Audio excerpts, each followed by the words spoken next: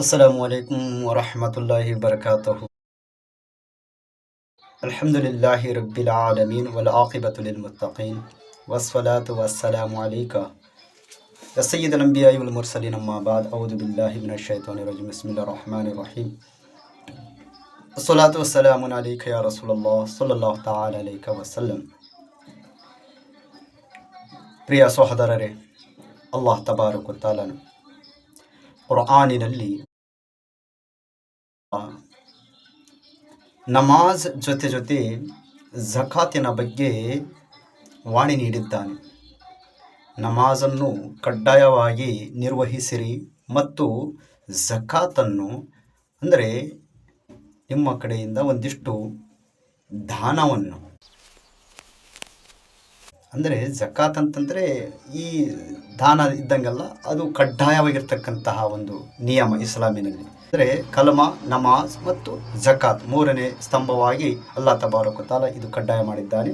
ಇಸ್ಲಾಂ ಧರ್ಮದ 5 ನಿಯಮಗಳಲ್ಲಿ ಒಂದು ಕಡ್ಡಾಯ ನಿಯಮ ಝಕಾತ್ ಆಗಿದೆ. ಝಕಾತಿನ ಬಗ್ಗೆ ಇವತ್ತು ಬಹಳಷ್ಟು ನಮ್ಮ ಸಹೋದರರಿಗೆ ಮಾಹಿತಿ ಇಲ್ಲ. ಅದಕ್ಕಾಗಿ ಆದಷ್ಟು ನಾನು ಅದರ ಬಗ್ಗೆ ವಿವರವಾಗಿ ತಿಳಿಸಲು ಪ್ರಯತ್ನ ಪಡುತ್ತೇನೆ. ಝಕಾತ್ ಅಂತಂತಂದರೆ ನಮ್ಮ ಆಸ್ತಿ ಮತ್ತು ನಮ್ಮ ಸಂಪತ್ತು, ನಮ್ಮಲ್ಲಿರ್ತಕ್ಕಂತಹ ಗಳಿಕೆ ಮತ್ತು ನಮ್ಮಲ್ಲಿರ್ತಕ್ಕಂತಹ ಬಂಗಾರ, ಬೆಳ್ಳಿ, ಈ ರೀತಿಯ ಒಂದು ಸಂಪತ್ತಿನಲ್ಲಿ ಒಂದಿಷ್ಟು ಅಂಶ ತೆಗೆದು ಬಡವರಿಗೆ ಮತ್ತು ನಿರ್ಗತಿಕರಿಗೆ, ಇಂತಹ ಹಲವಾರು ಜನರಿಗೆ ದಾನ ಮಾಡ್ತಕ್ಕಂತಹ ನಿಯಮ ಝಕಾತ್ ಆಗಿದೆ.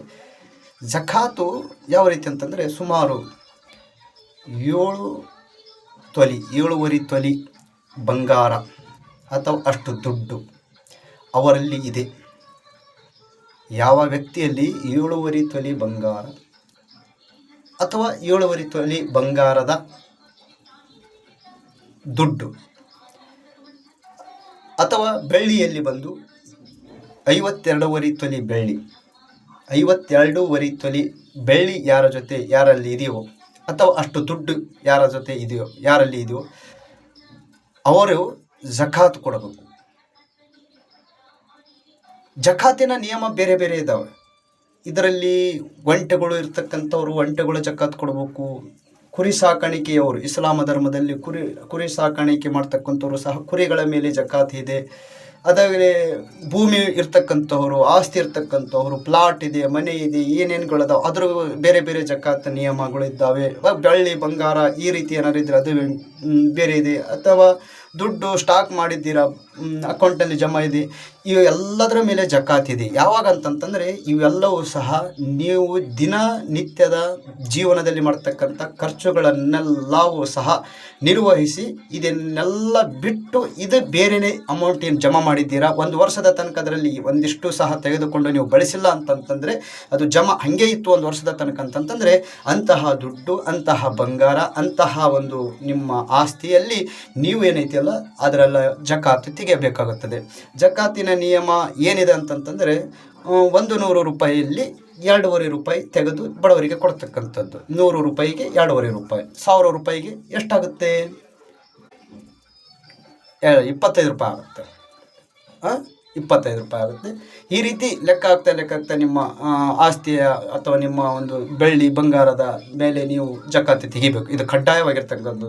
ಯಾಕಂತಂದ್ರೆ ಮಾಲನ್ನು ನಿಮ್ಮಲ್ಲಿರ್ತಕ್ಕಂತಹ ಒಂದು ಗಳಿಕೆಯನ್ನು ಸ್ವಚ್ಛಗೊಳಿಸುವುದಕ್ಕಾಗಿ ಅಲ್ಲಾಹ್ ತಬಾರಕ ವ ತಆಲಾ ಇದು ಮುಸಲ್ಮಾನರಿಗೆ ನೀಡಿರ್ತಕ್ಕಂಥ ಒಂದು ನಿಯಮವಾಗಿದೆ. ರೋಜಾ ಮನುಷ್ಯನನ್ನು ದೇಹದಿಂದ ಮತ್ತು ಅವನ ಆತ್ಮದಿಂದ ಸ್ವಚ್ಛ ಮಾಡಿದರೆ ಝಕಾತು ಅವನು ಗಳಿಸಿರ್ತಕ್ಕಂತಹ ಆಸ್ತಿ, ಅಂತಸ್ತು ಏನಿದೆಯಲ್ಲ ಇದರಿಂದ ಅವನು ಸಹ ಸ್ವಚ್ಛವಾಗಲಿ ಅನ್ನೋದಕ್ಕೋಸ್ಕರ ಅಲ್ಲಾಹ್ ತಬಾರಕ ವ ತಆಲಾ ಝಕಾತನ್ನು ಇಟ್ಟಿದ್ದಾನೆ. ಇದರಲ್ಲೇನು ಪೂರ್ಣ ಅರ್ಧ ಭಾಗ ನೀವು ಕೊಡಬೇಕಾಗಿಲ್ಲ.